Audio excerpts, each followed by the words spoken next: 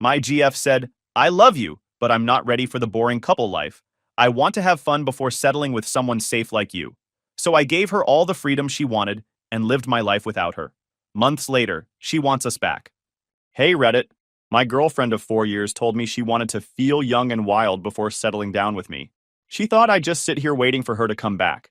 She completely lost it when she found out I'd already moved on. Here's how it all went down.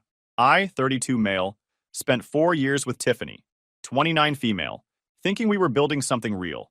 Met when we both had our shit together. I'm an insurance claims adjuster in Charlotte. She did marketing for some tech company. The first 3 years were golden. We were that couple everyone else wanted to be. Weekend trips to Asheville, hiking, actual conversations over dinner, instead of staring at phones like zombies. She'd bring me coffee in bed on Saturdays. I'd surprise her with concert tickets. Normal couple shit that actually felt special. She was smart as hell, funny, ambitious. She'd get excited hearing about my fraud cases. Yeah, catching insurance scammers is apparently sexy when you're not dead inside yet. I'd help her with marketing campaigns, watch her crush client presentations. We felt like a team. Moved in together after 18 months. Found this sick place in Ballantyne. 2 bedrooms, decent kitchen, space for both our crap without feeling cramped. She decorated it like a magazine spread, but somehow it still felt like home. Cooking together on weeknights, Netflix binges, talking about getting a dog when we bought a house. Yeah, I was thinking marriage. Had been for over a year. Not desperate. Gotta lock this down thinking, but genuine, can't imagine life without her. Shit. She the one. All that cheesy garbage that sounds stupid until it's your reality. Then around year 3, things started getting weird. She'd scroll Instagram longer, showing me posts from her single friends hitting up clubs with this wistful tone that hadn't been there before. Started complaining about our routine. We were apparently boring now. I'd suggest alternatives like dancing lessons, rock climbing, weekend trips to new places. Nothing fixed whatever was eating at her. 2 people started poisoning the well. First was her sister Ruth. I used to think she was cool. But lately she'd been filling Tiffany's head with toxic bullshit about experiencing everything before settling down. Real helpful advice from someone whose longest relationship lasted 6 months.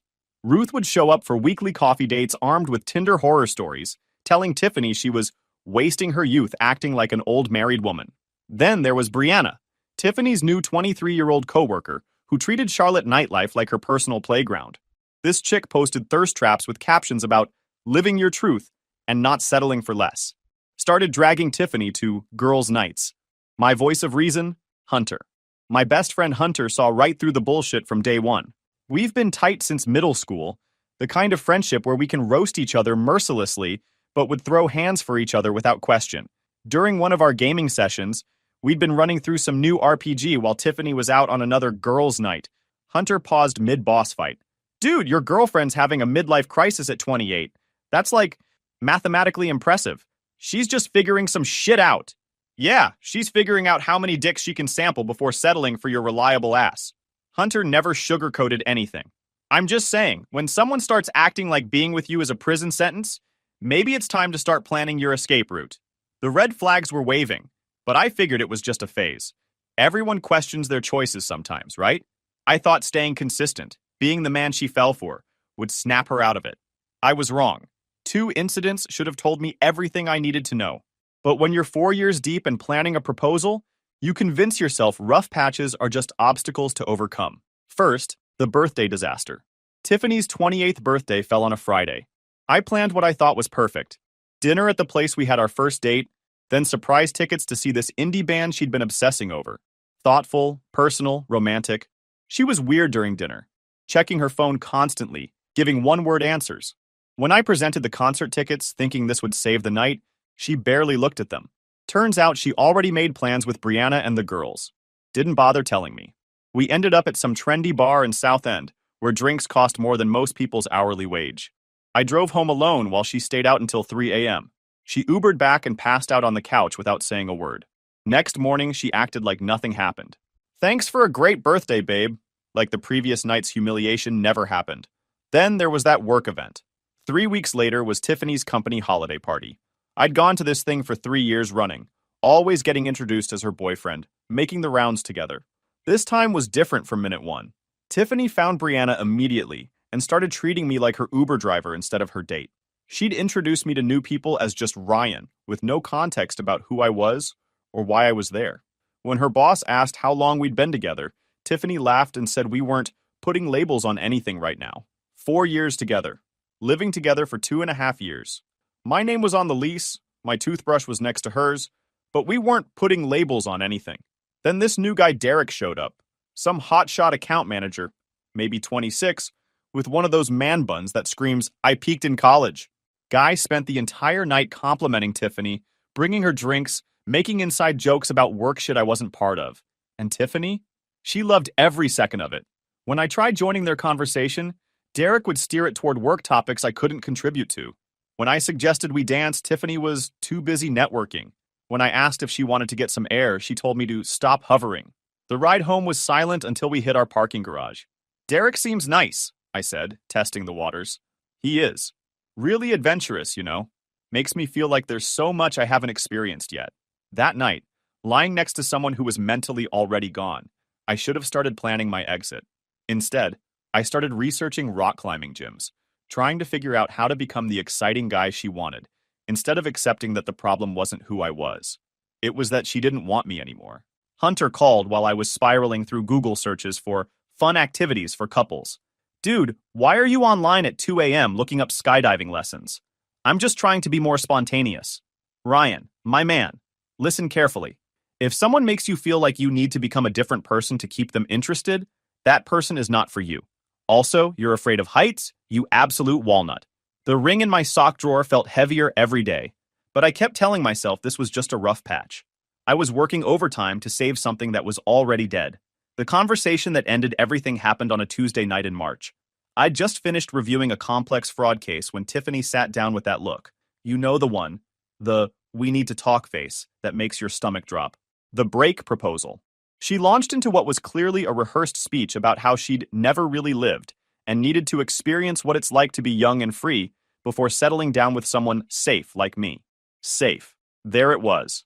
She'd been talking to Ruth and Brianna, who both thought she was wasting her prime years acting like she's already married. She needed to get some things out of her system before she could really appreciate what I offered. The entitlement was staggering. She wanted to test drive other guys while keeping me on layaway like a backup appliance. So what are you saying exactly? I think we should take a break. Not forever, she rushed to clarify. Just until I figure this out. I need to know what else is out there so I can come back to you with no regrets. I just want to have fun before the boring couple life. She actually thought this was a favor to our relationship. She'd convinced herself that screwing around with exciting guys would somehow make her appreciate boring, reliable me. You're asking me to wait around while you test drive other men to make sure I'm really what you want. She fumbled for words, probably realizing how it sounded when stated plainly. But then she doubled down with some bullshit about how, if I really loved her, I'd want her to be sure about us. She wanted maybe 6 months, maybe a year, however long it took. A whole freaking year of putting my life on hold while she auditioned other dick to make sure mine was worth keeping. So it's a breakup with the option to come back if your better plans don't work out. No, I'm not breaking up with you. I'm just asking for space to grow as a person. While dating other people, while exploring my options, yes. At least she was being honest now. I sat there looking at this woman I'd been planning to propose to in 3 weeks. The ring was literally 20 feet away, waiting for the right moment that would apparently never come. 4 years of building something I thought was real, permanent, worth protecting. And she wanted to throw it all away to see if the grass was greener, with the expectation that I'd still be here when she decided to come back. Okay, I said. She looked surprised, like she'd expected more of a fight. You want space to figure things out? You got it. Take all the time you need. What I understood was that the woman I'd fallen in love with had been replaced by someone who saw me as a retirement account instead of a partner. She packed a bag that night and went to stay with Ruth, until we figured out the logistics. After she left, I sat in our apartment and pulled that ring box out of my sock drawer. $8,000 and 3 months of planning for a future that had never really existed. The next day, I returned that ring and got my money back. Took that $8,000 and built the ultimate gaming setup. Top-tier graphics card, custom cooling, the works. Tiffany used to complain that my old PC was too loud and took up too much space. Now I had a beast that could run anything maxed out. Hunter came over to help me set everything up. Didn't say a word about Tiffany leaving, just showed up with drinks and cable management tools. Holy shit, dude. This thing could probably run NASA simulations. He was installing my new graphics card with the precision of a surgeon. What's the cooling setup? Custom loop, dual radiators. Things going to be silent as a library. Silent as your love life is about to be. He paused his work to look at me seriously. Which, for the record, is probably a good thing. Now we can finally get back to completing that co-op campaign without someone complaining about us ignoring her. I also got a dog. Always wanted one, but Tiffany was allergic. She wasn't. She just didn't want the responsibility. Found this German Shepherd mix at a rescue. 2 years old. Already house-trained. Named him Ziggy. Having a dog changed everything. Forced me to get up early for walks, gave me a reason to explore new trails, and turned out to be the best wingman ever. For the first time in months, I felt something I hadn't felt in ages. Relief. The morning after Tiffany left, I sat drinking coffee and thinking clearly for the first time in months. No more walking on eggshells, no more trying to be exciting enough to hold her attention, no more managing someone else's quarter-life crisis. Within a week, I'd joined a boxing gym in South End. A real gym where guys went to hit shit and get strong. The kind of place that smelled like sweat and leather. The owner, Mike, was this 50-year-old ex-Marine who'd done 2 tours in Afghanistan. No bullshit philosophy. Show up, work hard, get better, or get out. He introduced me to his crew. Tommy the firefighter, Marcus the software engineer, Big Jim the construction foreman. These weren't guys sitting around talking about feelings. They showed up, worked hard, pushed each other to get better. I started going every day after work. The physical exhaustion was exactly what I needed. Something to focus on besides Tiffany's betrayal. I also hit the regular gym hard. Not the Planet Fitness bullshit I'd been doing for years, but serious lifting. Deadlifts, squats, bench press. Started eating right, tracking macros, treating my body like a machine that needed proper fuel. The transformation was obvious within a few months. I'd always been in decent shape, but now I was actually strong. Not because I was trying to impress anyone, but because I was finally taking care of myself instead of managing someone else's emotions. Hunter was my constant gaming partner through all this. He'd roll up to my place after my workouts with takeout, and we'd crush whatever new release had dropped. The dude had this uncanny ability to make everything funny, even when I was having rough days. "Bro, you're getting legitimately jacked," he said one night, while we were waiting for a match to load. "Like, remember when you used to struggle opening pickle jars? Now you look like you could deadlift a car. It's therapeutic, hitting things legally. Yeah, well, just don't get too swole. Some of us still need to feel masculine around here." He paused. "Actually, never mind. Get freaking huge. I want people to see us together and think I hired security." Hunter had started a group chat with me, Tommy, Marcus, and Big Jim called Ryan's Glow Up Committee. The messages were a constant stream of roasting and encouragement. "Hunter, posted another shirtless gym pic yet? The ladies of Charlotte need to know what they're missing." "Tommy, dude's gonna need a bigger doorway soon." "Marcus, still think you should start an OnlyFans." Insurance adjusters gone wild. Big Jim, y'all are idiots, but Ryan's definitely winning this breakup. Meanwhile, Tiffany was documenting her self-discovery journey on Instagram. Posts from clubs in Noda, always with Brianna and Derek from her office, who'd apparently become her tour guide to the exciting single life. Her posts had this desperate quality, like she was trying to convince herself as much as her followers that she was living her best life. But my social media was telling a completely different story. Instead of sad Ryan with takeout containers, my Instagram showed boxing training videos, gym selfies where I was clearly getting jacked, weekend hiking trips with the crew. According to Ruth, who started calling occasionally, probably fishing for information, Tiffany was confused about why I seemed so happy without her. She'd expected me to be devastated. 6 weeks in, Tiffany started reaching out. Casual texts at first, asking how I was doing, mentioning shared memories, sending photos of places we'd been together. But I was genuinely busy. When she texted asking to grab coffee and catch up, I was getting ready for sparring. When she suggested watching our old favorite show together, I was meal prepping and planning my training schedule. When she called on a Tuesday night around 10 p.m., I was out with the boxing crew grabbing dinner after training. "You sound different," she said during one of our phone conversations. "Are you seeing someone?" "I'm just living my life, Tiffany." The simplicity of that statement seemed to completely derail her. She'd expected me to be in suspended animation, waiting for her to finish sampling the buffet and come back to her safe choice. 3 months into Tiffany's journey, the cracks were showing. Not just in her forced Instagram posts, but in the panicked calls Ruth started making. Derek lasted 3 weeks before showing his true colors. Guy was 26, lived with roommates in a shitty university area apartment, and his idea of adventure was getting high and playing Xbox until 3 a.m. on work nights. When Tiffany suggested doing something that didn't involve dive bars or his gaming setup, Derek told her she was killing the vibe. He started flirting with other women right in front of her, claiming he wasn't ready for anything exclusive, despite pursuing her hard. He ghosted her for a week, then showed up to a company happy hour with some 22-year-old intern. Tiffany had to watch him make out with his replacement, while her co-workers pretended not to notice. After Derek came Brad, the personal trainer who looked great on paper, but turned out to be a walking red flag factory. He was obsessed with his body to the point where he'd cancel dates for extra gym sessions. He'd critique Tiffany's food choices, suggest she tighten up her routine, and expected her to split everything while making twice her salary. He started openly flirting with other women at their gym. When Tiffany confronted him, he accused her of being insecure and clingy and said he needed space to focus on his fitness goals. Translation, he'd found someone hotter. Then there was Troy, the creative soul she met at some art gallery opening. He borrowed $60 on their second date to pay for drinks, then spent the night mansplaining why traditional relationships were societal constructs. Troy lasted a month before Tiffany caught him hooking up with one of her friends.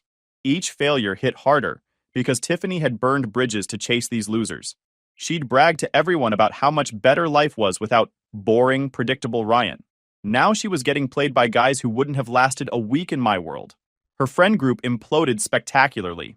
Brianna, the mastermind behind Tiffany's liberation, turned out to be a snake who couldn't handle her friend getting male attention. When Tiffany started dating Troy, Brianna immediately started undermining it, claiming she'd heard things about his reputation. The truth came out when Tiffany walked in on Brianna hooking up with Troy at a house party. Brianna's explanation? "You said you weren't exclusive. I was just having fun." Tiffany's social circle took sides, and most chose Brianna because she was younger, hotter, and brought more guys around. Tiffany found herself excluded from group chats, uninvited to parties, basically ostracized from the scene she'd thrown away our relationship to join. Meanwhile, my life was getting better every week. Boxing had become addictive in the best way. I'd progressed from hitting bags to actual sparring. Mike had me working on technique, footwork, combinations. The confidence boost was incredible, but the real game changer was Haley. I met her at the regular gym where I was lifting. Veterinarian, 30, recently moved from Raleigh. Smart, funny, sarcastic as hell, and genuinely hot. More importantly, she was impressed by my dedication to training. Haley had her own apartment, her own life, her own hobbies. Turned out she was a gamer too, had a killer PC setup, and could trash talk better than most guys I knew. We started working out together sometimes. Coffee after the gym turned into dinner. Dinner turned into gaming sessions at her place. It was easy in a way that felt completely foreign after 4 years of walking on eggshells. Hunter met her when she came over for one of our gaming nights. I was nervous about the introduction. Hunter's filter disappears around new people, and I didn't want him scaring off someone I actually liked. "So you're the veterinarian," Hunter said, settling into his usual spot on my couch. "Ryan told me you can actually kick his ass at Call of Duty. I'm gonna need to see evidence of this claim." "Oh, I don't just kick his ass, I completely destroy him," Haley replied, grabbing a controller. "Fair warning, though. I talk a lot of shit when I play." "I like her already," Hunter announced. 3 hours later, after Haley had thoroughly demolished both of us in every game we played, Hunter pulled me aside. "Dude, this one's actually cool. Like, genuinely cool. Not, I'm pretending to be cool to get male attention cool. Also, she's better at games than you, which is both hilarious and kind of hot." The difference was night and day. Haley appreciated that I was disciplined about training instead of seeing it as obsessive. She thought my insurance work was interesting because I had stories about catching fraudsters. She loved that I was building new skills and friendships instead of seeing it as competition. With Tiffany, I'd felt like I was constantly auditioning for the role of boyfriend. With Haley, I felt like I was just myself, and that was more than enough. Tiffany's texts were getting more frequent and transparent. The casual "how are you doing" messages turned into obvious fishing expeditions about missing our Sunday cooking sessions and our anniversary restaurant having specials that made her think of me. Then she saw the Instagram post that broke her brain. I'd posted a photo from a hiking trip with Haley and Ziggy.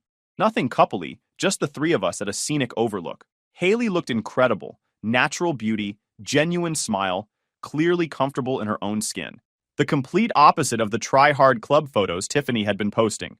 Within an hour, my phone exploded with unhinged messages about who this basic girl was, how she was obviously fake and putting on an act, and how I was seriously seeing some random gym girl instead of working on us. Hunter's response when I showed him the text was immediate. Bro, we need to document all this crazy. This is restraining order level insanity, and also, it's going to be hilarious to look back on when you're married to someone who isn't completely nuts. 6 months after Tiffany left to find herself, she called with that tone that said she'd made a decision and expected the world to accommodate it. She wanted to meet for dinner to have a real conversation about us. I agreed partly out of curiosity, and partly because I genuinely moved on. When she walked into the Plaza Midwood restaurant Thursday night, the change was obvious. Same physical appearance, but her energy was completely different. The confident woman who'd left had been replaced by someone who looked tired, uncertain, maybe even desperate. We ordered and made small talk, but I could see her building up to something. Finally, she took a deep breath and launched into her rehearsed speech. Started saying how these past months had been eye-opening. She'd learned so much about herself and what really mattered. She was sorry for hurting me, but hoped I could understand she needed to explore those feelings instead of suppressing them and resenting me later.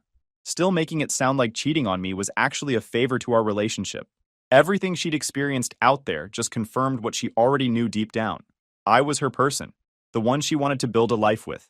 She was ready now, to commit and talk about marriage and kids and buying a house. Like this was some kind of reward I'd been waiting my whole life to earn. She was presenting her decision to settle for me like it was a gift I should be grateful to receive. She'd gotten all that wild stuff out of her system and could now truly appreciate what I offered. She kept saying how grateful she was that I'd been patient and understood what she needed to do.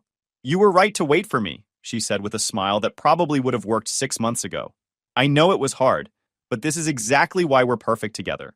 You're stable and reliable, and now I know for sure that's what I want. We can pick up where we left off, and it'll be even better because I got all my doubts out of the way. She actually reached across and squeezed my hand like we were already back together. Like this dinner was just a formality before we resumed our regularly scheduled relationship.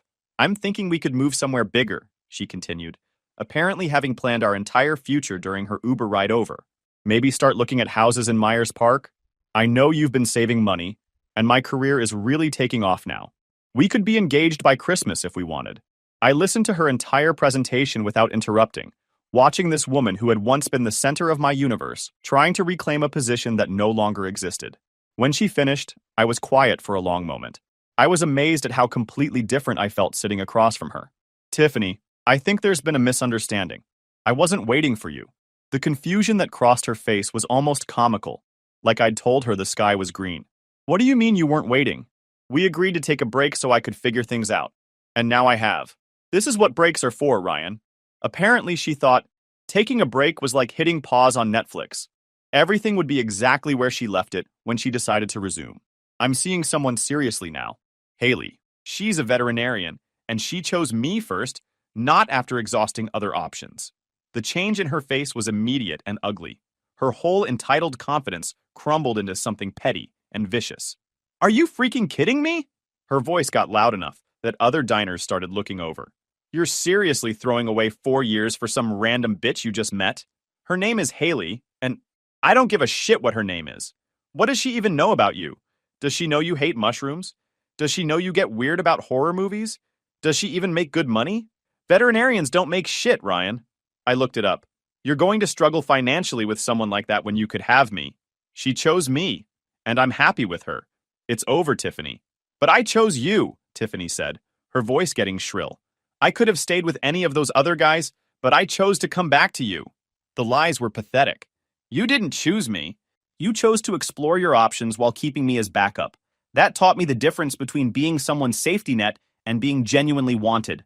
But we have history, she practically shouted, causing the couple at the next table to look over again. 4 years together. You can't just throw that away for some random slut you barely know. The jealousy was eating her alive. She kept demanding details about Haley, where we met, how long we'd been dating, whether we were sleeping together. Like she had some kind of right to audit my life. You know what this is? She said, leaning forward with this ugly sneer. This is you trying to hurt me. You're dating some rebound bitch to make me jealous. And honestly, it's working. But you're going to get bored of her in like 3 months, and then what? You'll have thrown away the best thing that ever happened to you for what, some mediocre pussy? I just stared at her. This was the woman I'd almost proposed to. I know you, Ryan, better than anyone. You think she's going to put up with your obsession with insurance fraud cases? You think she's going to love you the way I do? Her entitlement was breathtaking. She genuinely believed that 4 years of history gave her permanent claim to my future, regardless of how she'd treated me. This is exactly what Ruth said would happen, she continued, getting more frantic. She said you'd try to hurt me by dating someone else, but that eventually you'd realize what you gave up. Well, congratulations. It hurts. Are you happy now? I'm just trying to build a life with someone who actually wants me. I do want you. That's what this whole conversation is about. You want me now. After you confirmed I was the best you could do. That's not... God, you're being such a dick about this. I came here to fix things between us, and you're acting like I committed some crime by figuring out what I wanted. She actually believed she was the victim in this situation. Fine, she said, switching tactics again. If you want to be petty and date some rebound girl, whatever. But don't come crawling back to me when you realize what you're missing. Don't call me in a few months when you're bored of playing house with some basic bitch who doesn't challenge you. The delusion was clinical at this point. You're making the biggest mistake of your life, she said as she grabbed her purse. Other people actually appreciate what I bring to the table. She'd shown me exactly who she'd become. Someone who thought love was a negotiation, where the other person's feelings were just obstacles to getting what she wanted. I texted Hunter on my way home. Nuclear meltdown complete. Bitch actually thought I'd been sitting around waiting for her to finish test driving other dick. His response was immediate. Lamau, please tell me you recorded this shit. Also, coming over with victory drinks. This calls for celebration. The weeks after that dinner were like watching someone's mental state completely unravel. Tiffany's reaction went through all the classic stages, but then kept going into genuinely disturbing territory. First came the angry texts. I was throwing away something real for someone I barely knew. I was being petty and vindictive for not accepting her apology. I was going to regret this when the honeymoon phase ended. Then came bargaining. She'd do anything to prove how serious she was about us. She'd cut contact with Brianna and all the toxic influences. When that didn't work, she tried manipulation. Ruth was worried about how I'd isolated myself. My mom, who Tiffany definitely hadn't run into at Target, was asking about her. Tiffany herself was struggling with depression and might need professional help if I didn't give her closure. I responded to exactly none of it, which apparently drove her completely insane. Hunter was my constant voice of reason during this whole shit show. Dude, she's basically DMing you the 5 stages of grief in real time, he said while we were gaming one night. Also, I think she's stuck on stage 1. Anger's supposed to be temporary, not a freaking lifestyle choice. The messages escalated from pathetic to unhinged to genuinely creepy. She started showing up places she knew I'd be. The grocery store I always went to, the coffee shop near my apartment, even Mike's boxing gym. Just coincidentally being there, trying to force conversations. She'd text me screenshots of Haley's Instagram posts with commentary about how fake Haley looked. She somehow found out Haley's work schedule and started leaving comments on the veterinary clinic's social media pages, asking pointed questions about staff professionalism and whether they properly screened their employees. Hunter caught wind. Bro, she's officially entered Psycho X territory. Time to start documenting everything. He pulled up his phone. Screenshot every crazy text. Save every weird comment she makes. This bitch is 2 steps away from boiling a rabbit on someone's stove. The real psycho shit started when she created fake Instagram accounts to stalk both of us. She'd like old photos from years back, then unlike them. She'd watch all my stories within minutes of posting. She made fake accounts with random names and started following Haley, commenting on her posts with passive-aggressive bullshit. Wow, your boyfriend is so lucky. I hope he knows how good he has it. On a photo of Haley hiking. Some women just have that natural glow. No filters needed, unlike some people LOL on a makeup-free selfie. Haley caught on immediately because she's not an idiot. Instead of being intimidated, she decided to have some fun with it. When one of Tiffany's fake accounts commented, "Your dog is so cute. Does your boyfriend help take care of him?"